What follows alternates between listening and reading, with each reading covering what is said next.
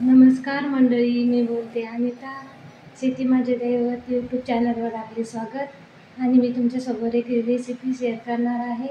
गावरान कोंबड्याचं चुलीवरचं मटण. हे बघा, हे आहे मटण. अद्रक, कांदा, कोथिंबीर,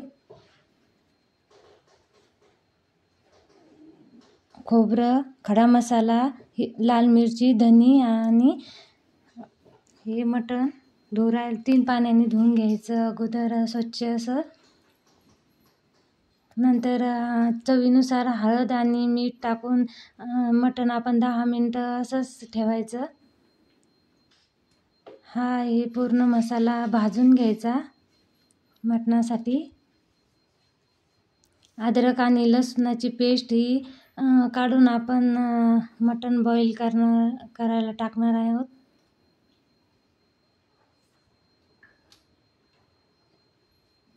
हे सर्व मसाले भाजून घ्यायचे.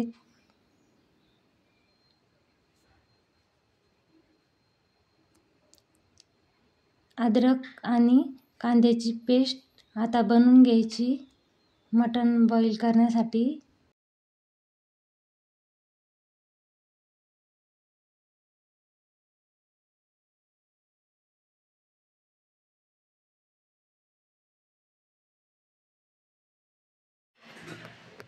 हे बघा, आता टाकला आहे आपण मटण बॉईल करायला कांदा. आणि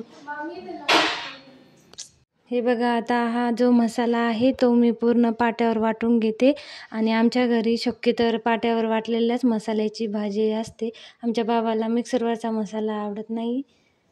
आणि असं आमचं हे शेतकरी कुटुंब. सर्व मसाले हे पाट्यावर वाटून आता मटण बॉईल झालं आहे. आणि बघा, आता फोडणीसाठी पूर्ण जे मसाले मी वाटले ते मसाले मी आता या फोडणीत वापरणार आहे. आणि बघा, आता भाजीला फोडणी देऊन आता थोड्याच वेळात हे बघा, आता मी टाकलं आहे तेल तापायला. आणि चुलीवर तेल तापायला टाकून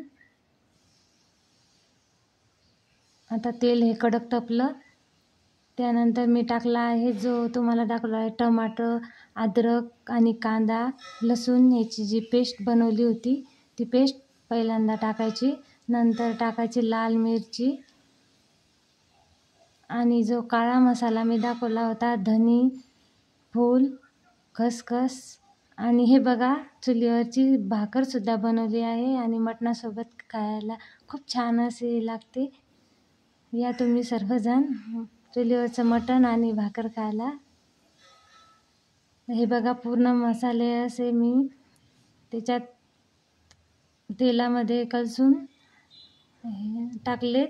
आणि हे जेव्हा मसाला मागून टाकला तो भाजीचं अशी घट्ट अशी भाजी बनवण्यासाठी. आणि नंतर टाकला आहे मटण. तर याच्यात कोणतेही प्रकारचे मसाले मी याच्यात बाहेरचे मसाले टाकले नाहीत. हे जे मसाले आहेत ते आपले घरगुतीच मसाले आहेत. आणि हे बघा, आता कोथिंबीर टाकलं आणि आपलं झालं आहे तयार मटण. आणि आता आमच्याकडे जे पाहुणे आले आहे त्याच्यासाठी ताट रेडी. तर या सर्वजण मटण खायला. आणि हे बसले आहेत पाहुणे जेवायला.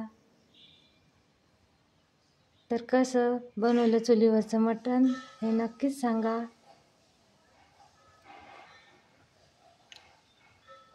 आता चाललं आहे पाहुण्याचं जेवण. खूप असं घाईगडबडीत मी जेवण अगदी साध्या आणि सरळ पद्धतीने जी तुमच्यासोबत मी रेसिपी शेअर केली आहे ती तुम्ही नक्कीच करून बघा. आणि कसा वाटला माझा हा ब्लॉग तो नक्कीच कमेंटमध्ये सांगा. धन्यवाद.